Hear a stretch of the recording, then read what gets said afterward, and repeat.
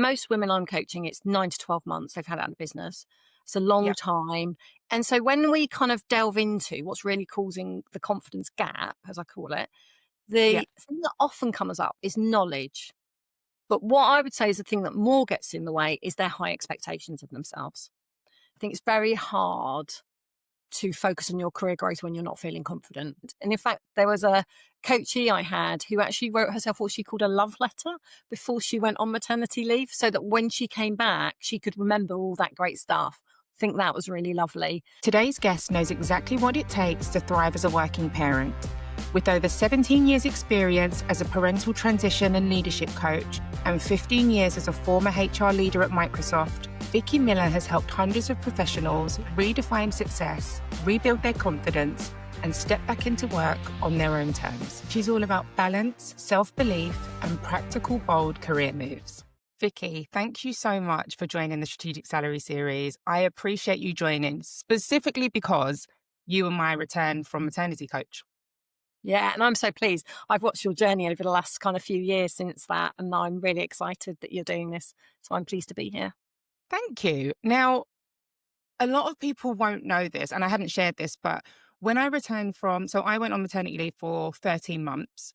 I returned from my mat leave, and part of my package, or part of I believe it's most women at Microsoft are entitled to this. You're given 3 maternity coaching sessions. Now, when I was first told this, I was like, I was a bit like, oh, I'm not sure if I really need them. And not because I feel like I'm the finished article, I just didn't really buy into the whole coaching model. So I joined the first session with Vicky and I was completely transparent. I just said, I don't really know if this is for me. I've got 3. I don't think I'll need the 3. I don't want to waste anyone's time. And 3 sessions on, I was completely bought in. I was asking Microsoft, how do I access more sessions? Can I pay? And I just felt it's humbling to know from session 1, I was so confident in thinking I didn't need this service to asking for more at the end of the 3 sessions. So it's an honor to have you and for me to share you with our listeners. Lovely. And what changed for you in those, like what changed in the first session for you, Lucy? Oh, what changed? I would say I didn't realize how vulnerable I was after coming back from maternity leave.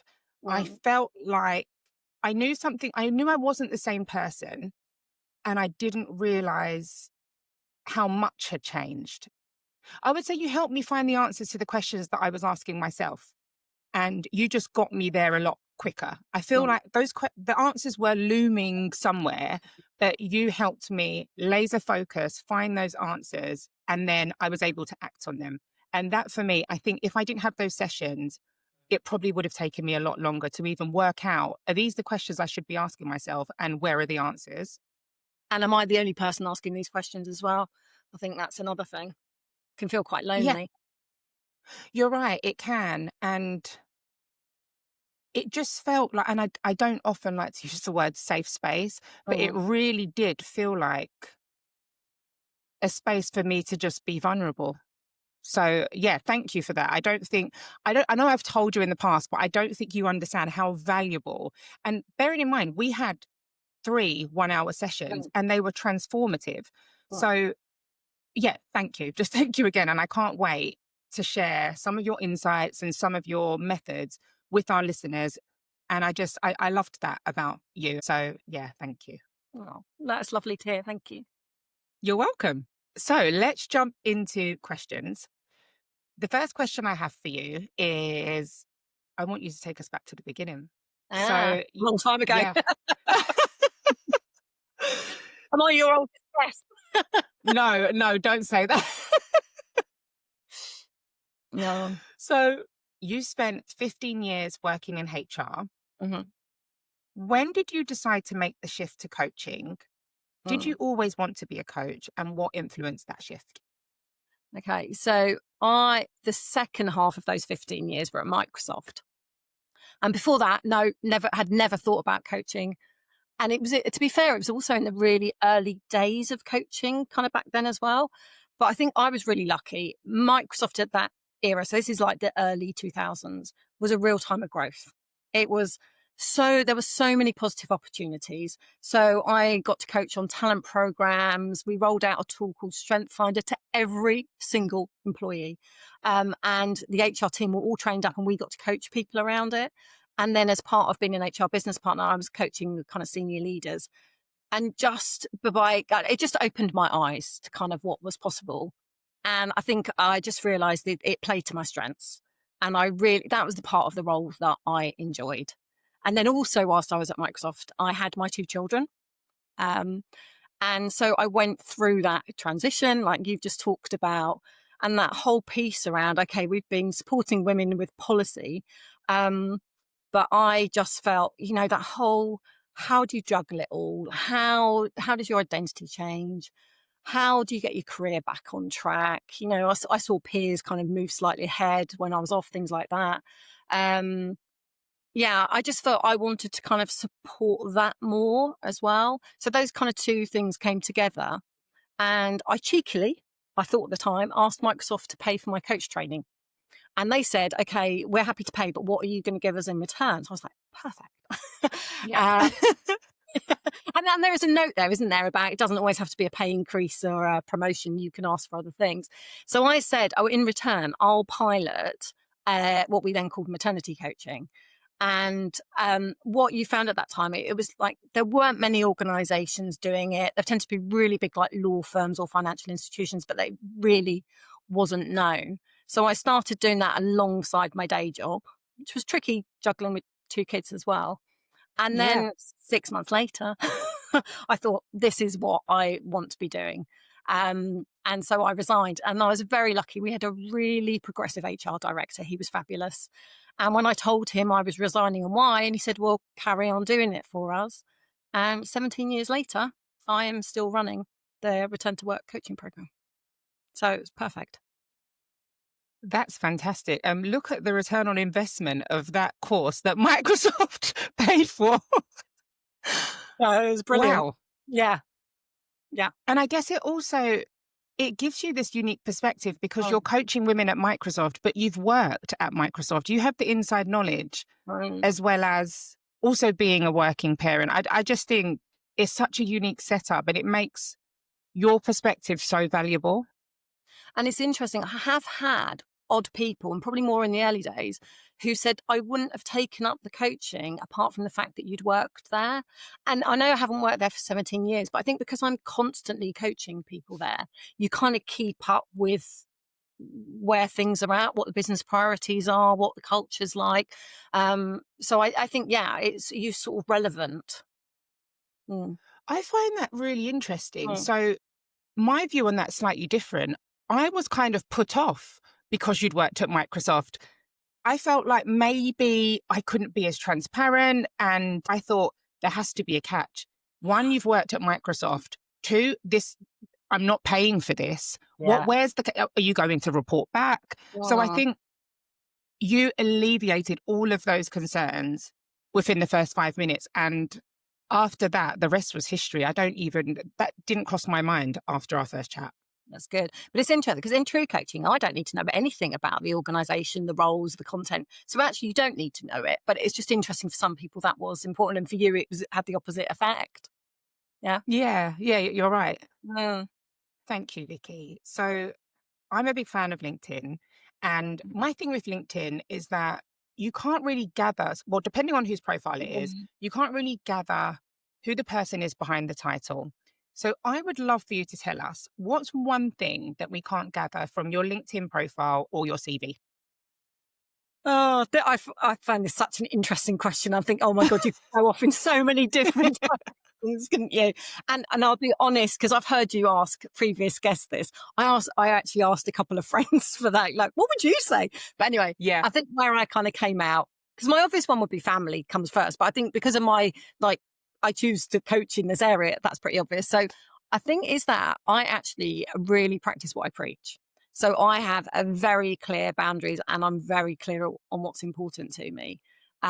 So for example, like one of the things that's really important to me is health and kind of well-being. And for me, it's a bit more about energy. So I think, I don't know, in your 20s more might be more about how you look and things like that. But for me, it's now my health and well-being is about energy to be a good mum, be a good partner, be a good coach, all that stuff. So I make time every week to lift heavy weights, do boxing and Pilates classes. I'll walk with a friend. I cook, kind of enjoy cooking and stuff. So I think that's the thing that you wouldn't know about me from kind of LinkedIn, that side of it. But that sounds virtuous. I do like a glass or two of red wine, so I'm Okay, not. fair. Okay. So do you have, is it a very strict schedule? Do you have set days for Yeah, Pilates, set days for boxing? only because to me, like I'm not a very routine person. I like kind of lots of variety, but for me, that's the only way that I make it work. Kind of, fitting it in, and I'm sure that's true for a lot of working parents. I love that. Thank Yeah, you for sharing. yeah, So my next question is mhm, around when people return from parental leave. yeah. So you've coached hundreds of Mhm, professionals, specifically women. mhm. And I'd like to ask you, when people return from parental leave, what knocks their confidence the most and how can they rebuild it? Okay. I feel like we could talk for a long time about this, but I think so. I think it's a lot of it is just the time out you've had. So most women I'm coaching, it's 9 to 12 months they've had out of the business. It's a long Yeah. time. In that time, their identities changed, their priorities have changed. The organizations, especially now with AI, wow, the rate of change is so fast. I feel like what then happens is they come back and they feel really out of touch in that they've lost their like credibility that they kind of had beforehand, and they Hmm. could have change of managers, stakeholders, all that stuff. But and so when we kind of delve into what's really causing the confidence gap, as I call it, Yeah. the thing that often comes up is knowledge, that they've lost that knowledge over that time, and if only they had the knowledge, they'd feel more confident. But what I would say is the thing that more gets in the way is their high expectations of themselves. So it's actually that they think that they should be coming back in and hitting the ground running and be creating impact and providing value and being like straight back in. I think that particularly in the organizations like Microsoft that I coach at, I think that really gets in their way. Um, so almost getting them to slow down and really think about, like, if I was a new hire, how would I be landing if I was a new hire?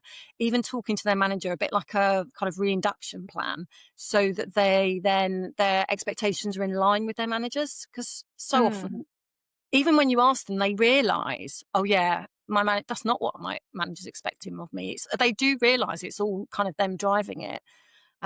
So I think that would be kind of the core thing that I would say, but it's the inner talk that comes with it, obviously. And so reconnecting them with their strengths, where they add value, all that kind of stuff to really help them sort of remember what was their value beforehand. They're still the same person. And in fact, they might have learned stuff on maternity leave. So, you learn, I think, to prioritize better. Something you've got like little child that you're trying to kind of keep alive and everything. I think Yeah. your resilience can improve. And a lot of women also say when they come back, one of the things that really helps them, it's like they can cut through the noise. Don't know if you experience that, but it's almost like some of the noise isn't as important anymore because you've got this little child at home and that's more important to you. I would absolutely agree. I think one of the biggest takeaways from our session was that I gained this ability to be laser focused. Mm, mm, And before having my daughter, so she's 3.5 now, but before having her, I had this tendency to just pick up projects or dabble in things that really had no impact, but why not? Because I've got the mm, time. And I've never felt more focused in my career, yeah. where I want to be in the next 2 to 3 years, because I've got a bigger purpose. And also, I don't have the time. I don't have the time to No. mess about with projects and just dabble in things because, yeah, a child is a huge responsibility. Mm, mm. And your time, a lot of people would say before having a baby, like, I worked really long hours to be successful and I can't do that anymore. You've got to find a Mm, different way. And I think the sad thing for women in a way is it takes having a child for us to learn some of those lessons that yeah. actually we should really have been abiding by beforehand. And I remember as an insurance company, I coach on a talent program there, and there's a woman in her 30s, doesn't have children, and she Hmm. said after her coaching, she was like, "Oh my God, like I now get it. I get how to play the game. Why did no one tell me this?" All the things about, focus on what's important, understand what's important to your stakeholders, be visible. So I just think we should be better at kind of helping people understand that. Agreed. Thank you, Vicky. So, my next question is around asking for promotions. So, when it comes to asking for promotions or salary Mm, increases, or yeah. even just advocating for yourself at work, why do you think so many parents hesitate to negotiate their worth after parental leave? So I'm actually going to flip this a little bit because my Okay. experience has actually been that there are some parents who come back who, by having some space from work, actually have time to reflect. And also that I think being away from their child, it's got to be worth it for them. They come back and they're like, I deserve a promotion. I deserve a pay increase. I'm not staying in this job. I need to move to a job that aligns with my strengths and my values. So on one hand, I see that. But Wow. again, so that does happen. Um, Yep. but on the other side, obviously, like we've already talked about confidence, they're coming back, their confidence is low, and they're thinking, how do I create impact? And I can't ask for a promotion or pay increase if I'm not creating impact. And if key stakeholders are left, you've got to re-establish all those relationships. And so, yeah, it is a bit two-sided, I think. But I think the other thing I would say gets in the way, I think you've touched on it already, is the perfectionist kind of piece. I think, and it's a huge generalization, but with Mm, women, it's like I'll ask for the promotion when I tick all the boxes, right. rather than, um, I'll create a kind of portfolio of the impact I'm creating. It doesn't matter if I haven't ticked anything, but have I got the importance of some of the really important stuff there? Yeah. I you made me think about one of our first sessions when I Mhm. came back, and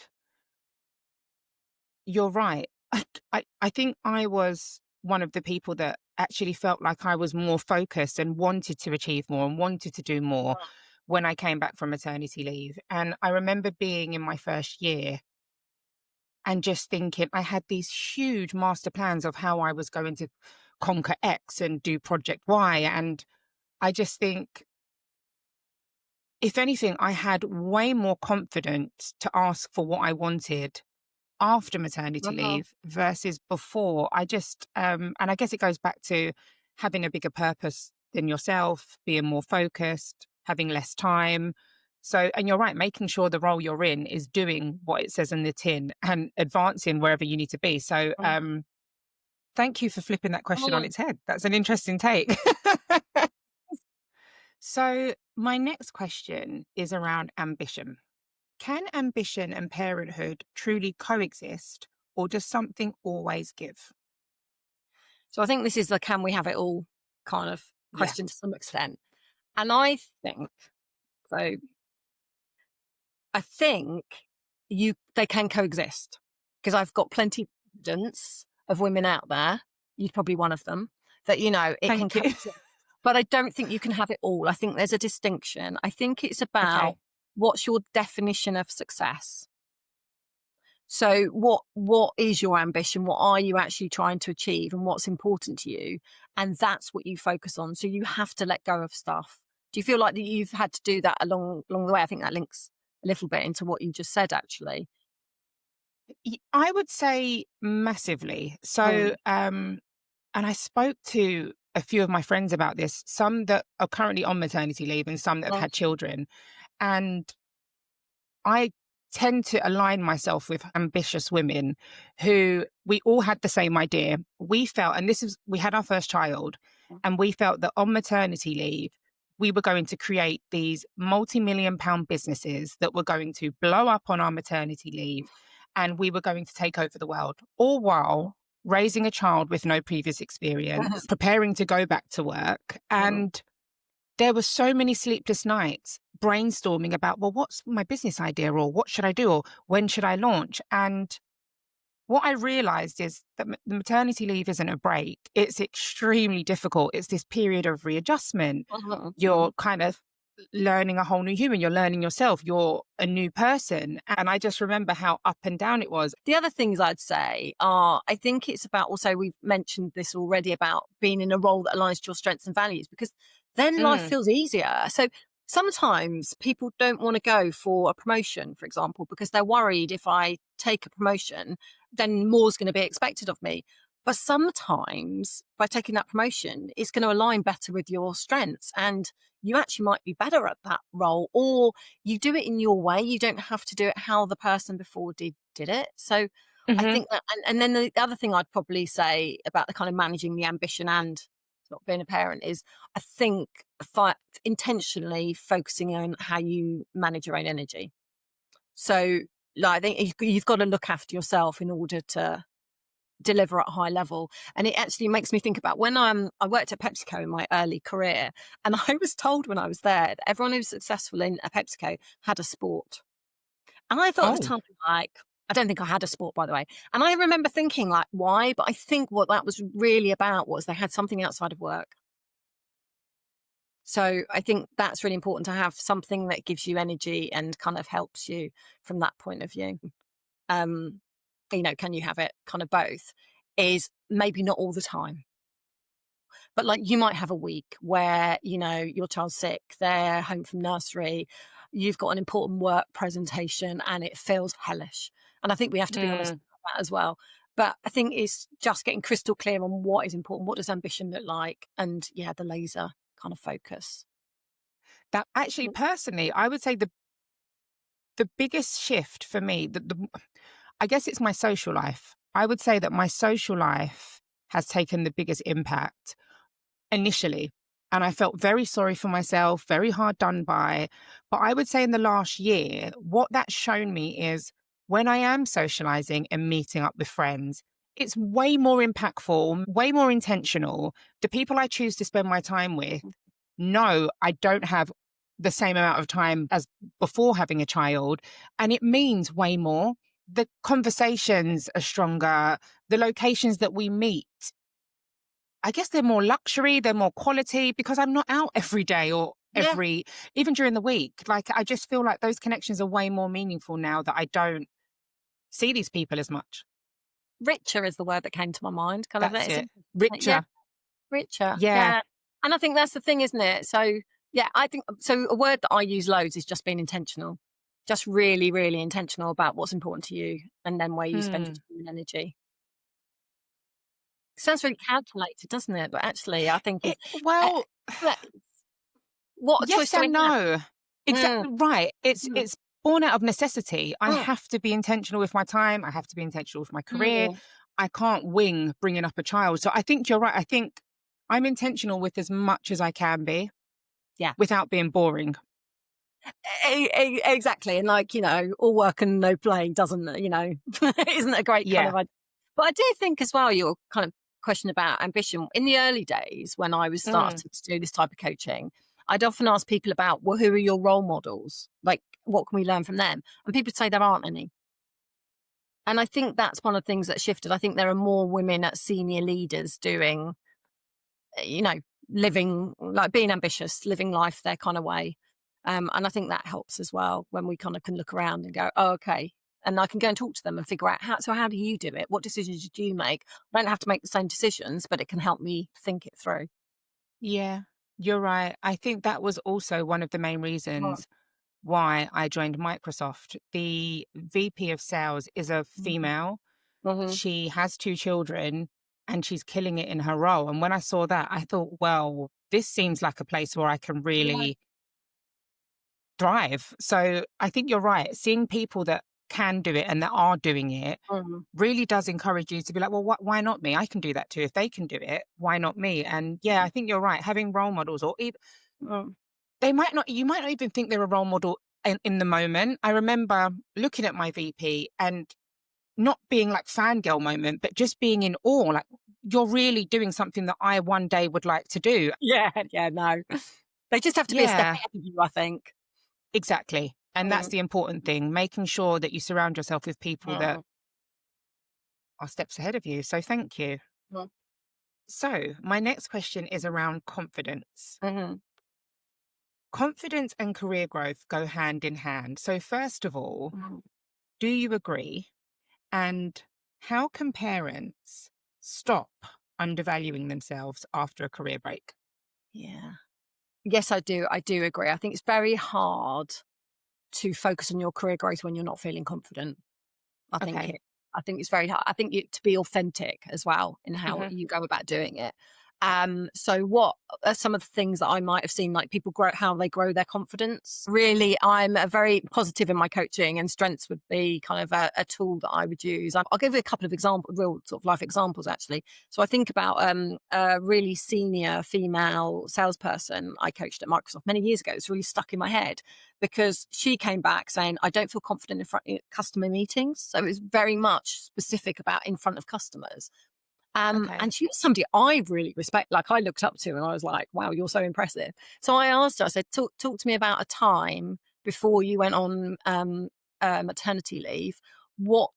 Think about a time you were in a successful customer meeting. What were you doing? What were you Mm. thinking? What was happening? And she was like, oh, yeah. It was like, and she really got her in touch with like her strengths, her skills. And it just brought of all of it to life. And she was like, yeah, what am I worrying about? So I think just thinking about where you were beforehand. And in fact, there was a coachee I had who actually wrote herself what she called a love letter before she went on maternity leave, so that when she came back, she could remember all that great stuff. I think that was really lovely. And then actually just this week, I was coaching someone and they were feeling very rocky about their return because of some role changes. And they went and talked to an old colleague and said, you almost remind me of what my value is. So I think there are different ways you can just kind of link into that and really help you. And I think I don't think I said this beforehand, but I think as well, when we focus on, we come back and we go, oh, I'm not confident. I'm not Yeah. confident. And we build this belief around it, which isn't really healthy. And then becomes very unconscious. So we're in a meeting and we can't think of the words to say, because people say that they come back from maternity leave and they're like, I know what I Hmm. want to say, but how do I put it in my company speak? Because like my Yeah. brain's not working quite at that pace. Then you can think about. So if somebody like you can't think of the words, you go, oh, see, I'm not confident, or you say something, someone rolls their eyes, see, I'm not confident. It gets bigger and bigger. Whereas actually, what I get some people to do when it's relevant is just think about what's one thing at the end of the day where I was confident today. So start focusing on where you are confident rather than when you're not, Hmm. because I think that's a big thing. And it's like I haven't mentioned imposter syndrome. Like, I think we bandy around the word imposter syndrome nowadays. And I think whilst there's some element of that some people do have it, I think it's too easy to talk about. And it focuses, as I said, on the negative rather than the kind of the positive. So a question for you in relation to confidence. If you can take yourself back to the first session that we had, what in terms of confidence, if we're looking at a confidence scale, would you say that I was quite a confident person on the first session compared to our third session? I think there are different elements to confidence. I think were fundamentally a confident person. Okay. I do remember, and I don't know if this was the first or second session. I remember you talking about, and I hope it's okay to share, like just a one Sure. page you had to present about yourself, and you were Mm. second guessing yourself. I remember your funky trainers, like I do remember that one. But you were second guessing what you should put on that, and was it okay? How vulnerable did you want to be? My guess is if Yeah. you were doing that today, you wouldn't have that same thought process to that extent. So so fundamentally confident, but yeah, so by the third session, I mean, not even just personal to you, but I generally see by the third session, most people are feeling so much more confident and in control as well. Because I think this is what I think the coaching also does. It puts you back in control. I think you can feel like Yeah. things are happening to you. Hmm. Um, so I think that thinking about what can you control, what can you influence, and if you can't control it, you've got to let go of it. You're Did you think you were I you confident? Sorry. do I think I was You think you confident? look confident, yeah. Well, looking back now, no, because like I actually remember that. So the slide that you were referring to, it was a company presentation Mm, about me. I had, I think, 5 or 10 minutes to give everyone an introduction at my background, my work experience, who I was, and it was. I don't know why I found it so daunting. I'm an expert on me. mm, I'm best placed to speak about me. But you're right. I was second guessing. Should I give this amount of information? Should I mm, give my personal hobbies? And you're right about the questions. I'm a sneakerhead. I love trainers. Should I say that in work? Will that land right? And it's that second guessing everything. And it's so funny you said that because I'm doing a presentation on Wednesday mhm, to a group of school children. And for me, it doesn't matter the audience. The process is still the same. I'm going to reveal information about me. And I didn't even give it thought. I was like, yeah, I'm definitely going to tell them about myself because it's me.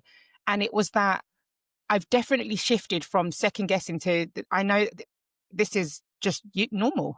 mm. This is what I do. It's me. So looking back, if you had asked me that question at the time, I would have probably have said yes. I'm a confident person, but revisiting the fact that I second guessed a one pager Wow. document about myself, no, there was And definitely cracks in you my used part of confidence. your coaching session to talk about it. Yeah, a whole presentation about me. So yeah, it was Mm, yeah, honestly, I feel like time really helps as well. Like, mm. look, I can't believe that was 3.5 years ago. Yeah, Well, no, no. 2.5 years ago. And in terms of the person I was then and now, I truly do feel unrecognizable. I don't Mm, feel like the same woman. I feel like those vulnerabilities, they're there, they're hiding somewhere, but they're never revisited. I don't have the time. It's just not important for me to second guess a presentation about myself. It's such a minute part of my day. We've got bigger fish to fry. So it's just, and I mm. guess that goes back to laser focus. Yeah, and it's one of the things I often say to people is like, okay, so brand is important. We need to care what people think about us and what the perception is. But we Mm, don't need to care what everyone thinks of us. So actually, let's get laser focused on who you need to, so going back to kind of asking for a salary increase, promotion, wwho's going to be involved in mhm. those decisions? They're the people you might want to think about. What do they think about me and what would I want them to be thinking about me? But it isn't everybody. So, two more questions before we move on to the random round. So, Vicky, you coach senior leaders who are also parents. What separate those who thrive from those who are just trying to survive? I think this will bring together some of the things we've probably already talked about. But I think that word intentional, I think the laser focus, that is, I think, they don't try and do everything. I think they generally are much better at saying no in delegation. Probably have good support systems in place, whether that's in work or outside work. In fact, makes me think about many years ago, I did a group kind of session at a large telecoms company. And at the end, it's when we were still face to face days, a woman came up to me and went, "That was really good, but," I was like, okay. She was like, "It was really good, but I realized I am by far the most senior woman in this room and I pay for all those problems to go away." So I thought that was quite interesting. So I outsource it. I outsource and that kind of takes my pain away. But that again allows me to kind of be laser focused on what's important to me. Um, I think I said already, I think they align their time and energy. I think one thing maybe we haven't really touched on, I think it's really important, is they really understand what's important to their stakeholders and they make their work very like visible. So they're very clear on what impact they create that Hmm. aligns with what's important to their stakeholders, and then they kind of raise the visibility of it. I think with women, that visibility piece can often be something that's, well, missed, and the stakeholder piece as well, actually. So I can do a great piece of work. If my stakeholder doesn't care, I'm not going to get it's not going to really work. Somebody recently said to me, "Oh, before I went on maternity leave, I was involved in this Hmm. project. Now I've Yeah. come back. I'm not going to do that anymore because I know our director doesn't care about that. So what is the Yeah. point of me spending my time and energy, even though it was something she was passionate about? So I think it's kind of balancing things like that. And then I think with the visibility, I think a lot of women can shy away from it. They kind of feel uncomfortable. But all you're Yeah. doing is making it really easy for your stakeholders to understand what you're about, how it adds value to them, and how it links to what's important to them. They're really busy people. I think I was Hmm. like that. I think I was like, if I put my head down, I do a good job, I'll be recognised. But work life is manic, and we just need to make it simple. Do you have any tips on overcoming that barrier? So when the Yeah. visibility piece, I have Mhm. probably worked all of my career to make Mm. myself comfortable Yeah. with being visible, Wow. making sure when I am visible, it's highly intentional and targeted. Yeah. And there are still a lot of men and women who just don't feel comfortable speaking Yeah. up. And mine was born out of a necessity. I didn't have many people championing the work that I was doing. So I had to overcome that cringe mountain and be my own cheerleader. And that's not at home, but in the workplace. Yeah. Is there any advice that you can give to our listeners if Mhm. they're trying to be more visible or trying to overcome that barrier of, oh, it doesn't feel right, it feels a bit cringe? What can they do? I think there is a bit about it. I think exploring that kind of belief that that's probably a bit too much for this. But I would say I really am a fan of starting small. So one Okay. thing that I would sometimes set people, I would just say at the end of every week, I want you to think Hmm. about where you could have been visible this week and look forward to Okay. next week. Now think where I could be visible next week. Don't have to change anything. So just start spotting the patterns of where your opportunities are. And I think as part of that, you start looking at what other people do as well. So Mm, often when I kind of get into like, well, why do you have an issue with kind of visibility? It's because I yeah. don't like the way some people do it. Look at me, look at me. And yet that's a real minority. So it's Hmm. finding, I think, your own voice and finding your way to do it. So I like that kind of like, don't put any pressure on yourself to change something. But actually, once you start, when you're telling your brain it's important, you'll Yeah. start spotting opportunities and then hopefully you'll start taking some of them up. So I love I that. think that's just one small tip. Thank you. Mm. Okay. For anyone feeling underpaid or overlooked after parental leave or a career break, what's the first step to confidently negotiating their worth or pay rise or promotion? I think this seems really basic and a bit stupid, but bloody, oh no, I can't swear, can I? I'm going to have to cut. No, no, go for it. Go for it. Say it how it is. So ask the question. And the reason I say this, I said earlier on that when people come Hmm. back, sometimes they say to me, like, I'm underleveled, I should be promoted. And I'm like, well, what's the conversation you've had with your manager? And they're like, well, I haven't had a conversation. I'm waiting for them almost. And then they go and Right. have a conversation, and really quickly they get promoted. Often their manager says, yes, you're right. So, Yeah. so it sounds so stupid in a way, me saying it, but just yeah, have the conversation. Your manager does not know what's important to you. They're not Hmm. psychic. So ask. But of course, alongside that, I think it's been prepared then to have the evidence to be able to kind of say, well, this is, this is the impact I've made. This is kind of like the feedback I've had. That I don't know, something that actually demonstrates your worth. And also have the conversation about if it's not now, it's like, well, Hmm. if I'm this level, what's the next level? What's the gap? Where am I? So I really understand what that gap is. Now, some managers are good at this and some maybe not so much, but I think you need to understand that so you know what to focus on. But I would also say keep on asking. So it's like, Yeah. don't just have one conversation and leave it. Keep Okay. on coming back to it. Keep on going. Like, what evidence have you seen now that supports my promotion? What else do you need to be seeing? Who else needs to know? I think it's just that keeping on it and you taking responsibility for it and not assuming that it's going to be done for you. Whether that's right or wrong, I think that's true. Is that a common theme? Do you get a lot of people that just don't ask? Yeah, I think that's much more female trait. And I know that again, generalization, but Yeah. yeah, yeah. I had somebody actually mention to me that they'd been a graduate in their organisation, and let's say Hmm. they're 10 years in. They were talking about how the male graduates were all further ahead than the female graduates, and I think that's probably common. That's really Yeah. interesting. I So, mean, there are yeah. men. I do coach men as well who where they're not good at raising their visibility. They're not good at asking. So it's not just gender, Mm, but I think there is a kind of it is more of a female kind of issue. Yeah, they just so you've got to ask. You have to mm. ask the question And keep asking by the and sounds of it. keep asking. Yeah, and nowadays, on the whole, pots are smaller.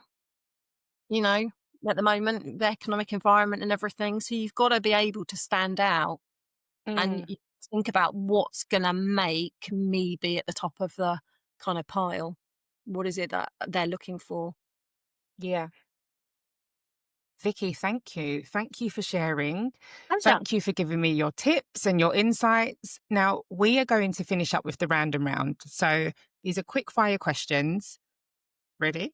Yeah. Okay. What is your bedtime routine?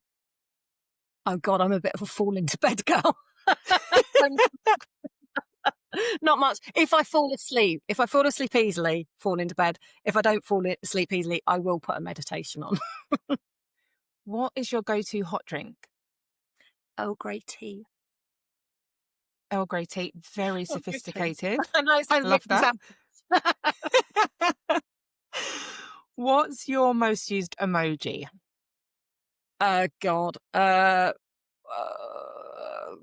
Probably really boringly the crying face or thumbs up or the heart. That would probably be. I'm pretty limited. Okay, fair. Oh I'm pretty much so I don't have a huge repertoire of I thought you emojis would. either.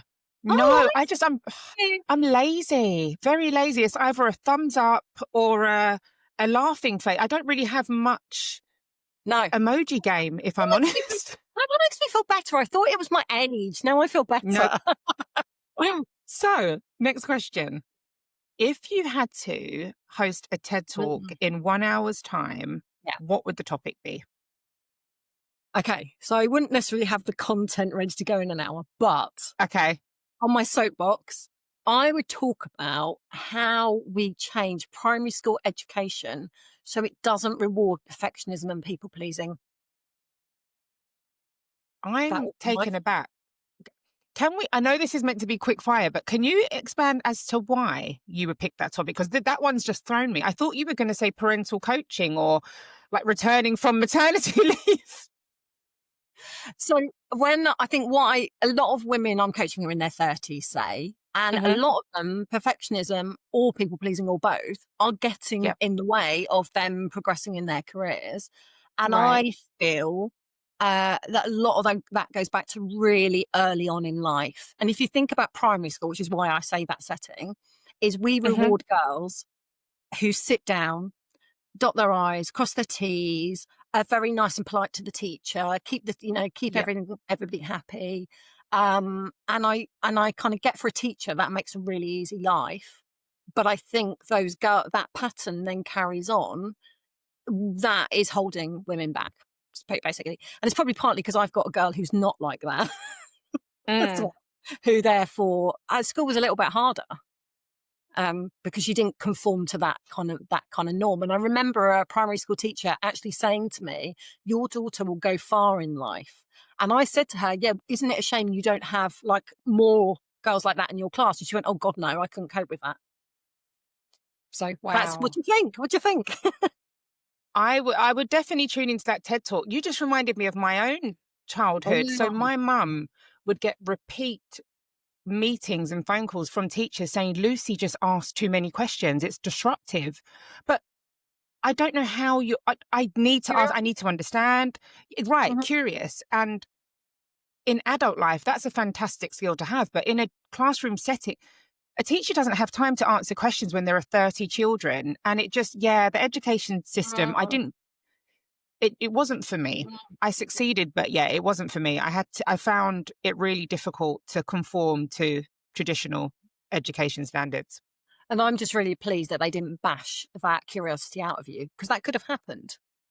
They tried to. I've just got a very, What? very, my mum was like, this girl will not shut up. She just asks questions and my mum and dad, both of them were very patient. They always answered my questions, or they always gave me the tools to go and find the answers. Mm. So, even if the education system tried to, my parents still Mm. answered them, which was good.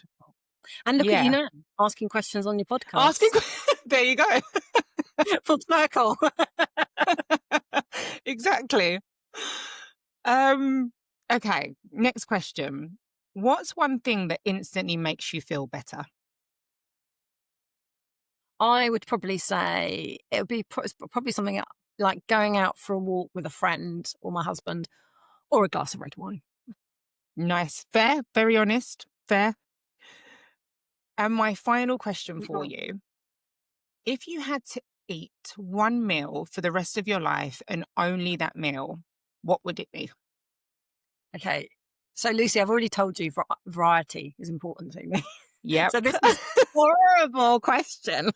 Yep. Um, do you know? So, I think this is a cheat answer.